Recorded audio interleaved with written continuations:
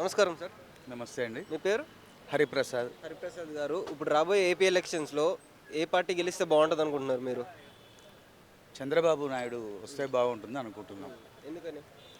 అంటే ఆయన వస్తే కంపెనీలు వస్తాయి, చదువుకున్న యువతకి జాబులు వస్తాయి, దానివల్ల అందరూ బాగుపడతారు. ఏదో అన్ని ఫ్రీ స్కీములు పెట్టడం వల్ల ఎవరికి ఉపయోగం లేదు. ఏదో కొంతమందికి వాళ్ళు ఇచ్చే 2500, 5000, 10,000 ఒక నెలకు సరిపోతాయేమో, జీవితకాలం అయితే సరిపోవు. అదే యువతకు ఉద్యోగం కనుక వస్తే వాళ్ళ కుటుంబాన్ని పోషించుకునే శక్తి వస్తుంది వాళ్ళకి. అందువల్ల చంద్రబాబే రావాలి. వస్తేనే కంపెనీలు వస్తాయి.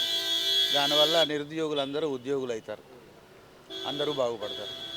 అంటే ప్రజలు ఏమంటున్నారంటే చంద్రబాబు గారి పాలన కంటే జగన్ గారి పాలన బాగుంది. అందరికి సంక్షేమం కానివ్వండి, ఉద్యోగాలు కానివ్వండి ఇప్పుడే బాగుంది గతంతో పోల్చుకుంటే అంటున్నారు. అది ఎంతవరకు వాస్తవం అంటారు? సంక్షేమం ఒక్కటే సరిపోదు కదా, అభివృద్ధి కూడా కావాలి కదా. అభివృద్ధి కావాలంటే మన స్టేట్లోకి కంపెనీలు రావాలి. వస్తేనే నిరుద్యోగులందరూ కూడా ఉద్యోగస్తులు అవుతారు. అప్పుడే బాగుపడుతుంది. సంక్షేమం వల్ల ఉపయోగం ఏంటి? ఎంతవరకు ఉపయోగం? నెలకు 2,000 నెలకు 2,000 ఒక ఆడ మనిషికి ఇవ్వగానే సరిపోతుందా?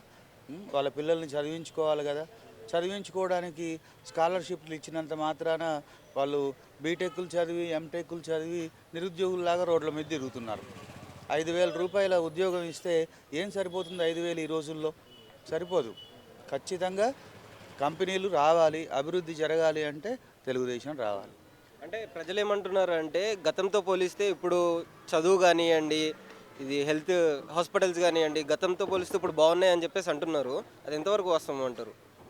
నా ఉద్దేశం ప్రకారం అయితే విద్య, వైద్యం ఫ్రీ ఇస్తే చాలండి. ఏవి ఫ్రీ ఇవ్వనక్కర్లేదు. ఆ రెండు ఫ్రీ ఇస్తే చాలు. అవి రెండు జగన్ గారు వచ్చిన తర్వాత ఇంకా బాగా అభివృద్ధి చేశాడని చెప్పేసి అంటున్నారు. అది ఎంతవరకు వాస్తవం అంటారు? అది నాకు తెలిసినంతలో అయితే ఏమి లేదండి, ఏం లేదు.